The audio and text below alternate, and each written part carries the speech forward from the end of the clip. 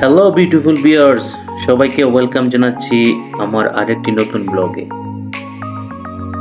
আজকের সকালটি সবার জন্য নর্মাল মনে হলেও আমার জন্য একটু স্পেশাল, কেননা আজকে আমি যাচ্ছি পাহাড়ে কন্যাখ্যাত দেশ নেপালের উদ্দেশ্যে।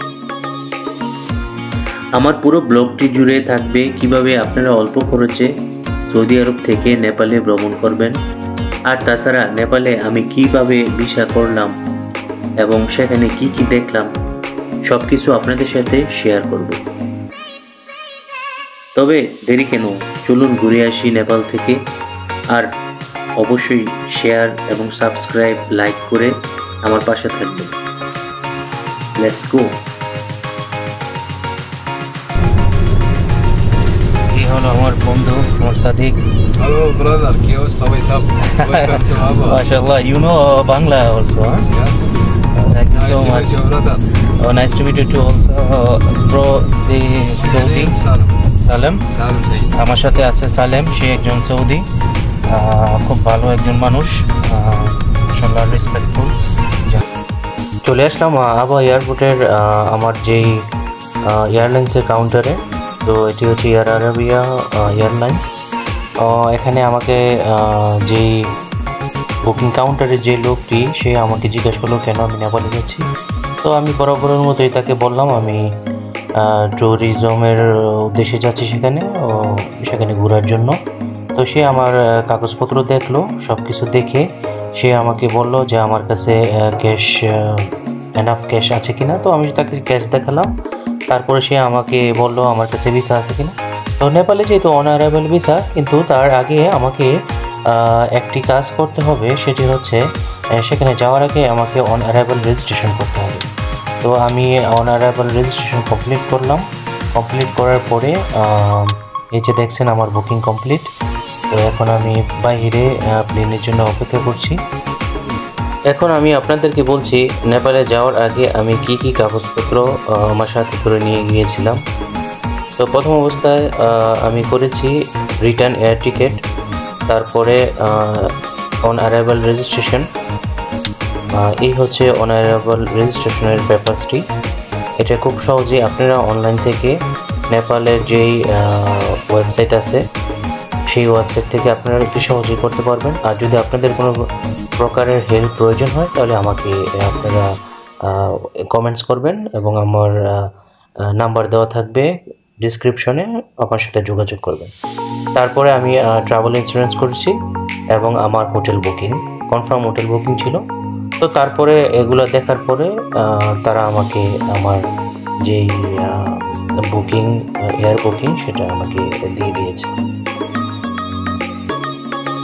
এই হলো আবা এয়ারপোর্টের বাহিরের দৃশ্য। যেহেতু এটি একটি ডোমেস্টিক ফ্লাইট, তো প্রথমে আমি আবা থেকে যাব দুবাইতে। দুবাই এয়ারপোর্টে আমার সাথে এক নেপালি ছেলের পরিচয় হয়, তার নাম হচ্ছে মদন, খুব ভালো একজন মানুষ। শারজা এয়ারपोर्ट है, এটা আমার नेपाली फ्रेंड। आपका नाम क्या है? मेरा नाम मदन। मदन। मदन, नेपाल में क्या क्या अच्छा है? इधर करने के लिए, घूमने के लिए सब जगह। किधर में घूम सकता है उधर? पोखरा, काठमांडू, लुम्बिनी, हर जगह घूम सकते हैं। हर यानी बहुत लोग उधर जाता है काठमांडू और पोखरा में।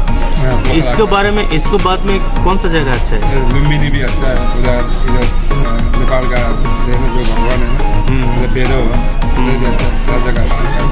वो भी अच्छा है ना? पोखरा, सब जगह।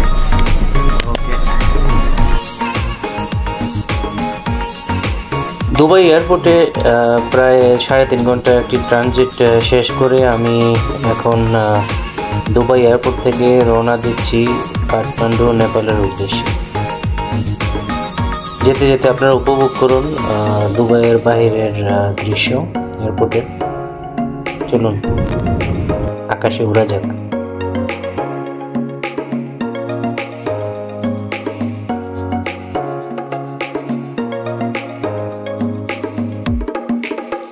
আলহামদুলিল্লাহ চলে আসলাম নেপালের কাঠমান্ডু এয়ারপোর্টে। তো এই হলো কাঠমান্ডু এয়ারপোর্টের বাইরের দৃশ্য।